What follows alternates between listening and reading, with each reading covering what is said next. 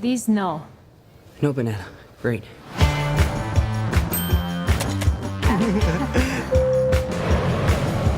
Far From Home, c'est le deuxième film Spider-Man réalisé par John Watts après Homecoming.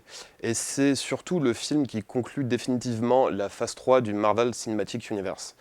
Le film commence justement par désamorcer assez habilement, avec beaucoup d'humour, les événements tragiques qui sont survenus dans Avengers Endgame, auquel il fait directement suite.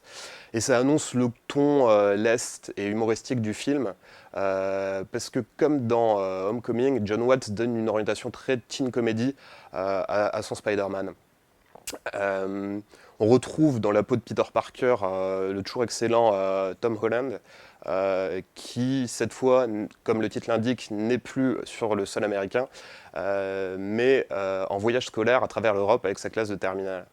Alors toute cette première partie de road movie à travers l'Europe, où on passe de Venise à Prague, en passant par Berlin et Londres, est assez réussie dans son exploration du genre très codifié de la comédie adolescente américaine.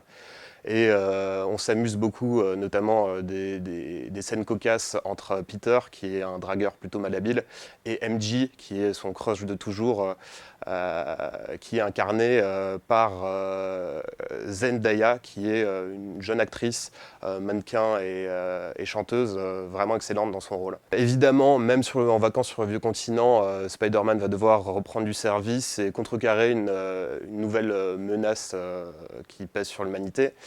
Et à ce moment du film, j'ai été un peu inquiété de l'orientation qu'il prend, parce que sont introduits comme antagonistes des sortes de monstres élémentaires échappés d'une dimension parallèle, qui semblent vraiment sortir d'un fond de tiroir à idées des studios Marvel.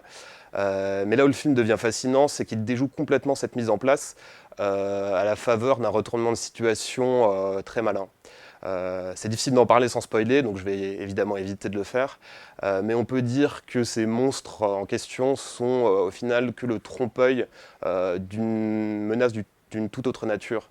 Et l'idée de trompe-l'œil est d'ailleurs centrale dans ce Spider-Man, puisque le véritable ennemi qu'il devra affronter est une sorte d'illusion à grande échelle, à grandeur nature, qui a pour vocation de troubler notre perception du réel, de brouiller la frontière entre vrai, faux, réalité et fiction. Il y a toute une réflexion dans le film sur l'illusion, le faux semblant, la manipulation du réel, et donc nécessairement sur le cinéma.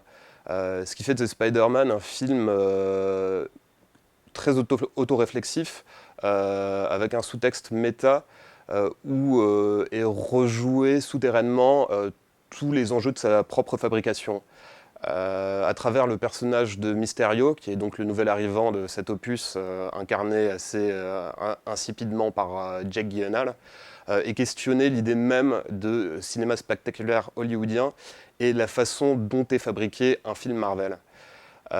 C'est du coup un film qui est un peu schizo, parce que il utilise abondamment tous les effets qu'il dénonce à moitié, mais qui est fascinant dans sa façon de s'auto-réfléchir et de penser le cinéma que propose Marvel depuis 10 ans. Le film ne brille pas particulièrement par sa mise en scène.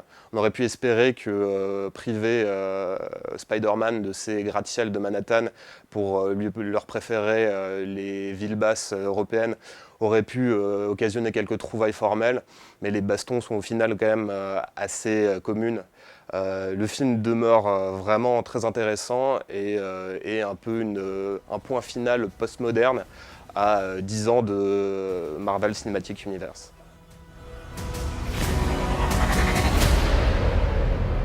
You don't want any part of this.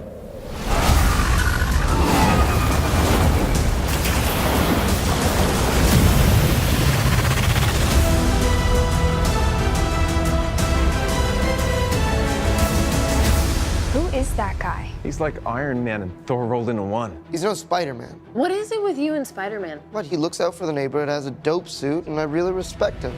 Sup, loser?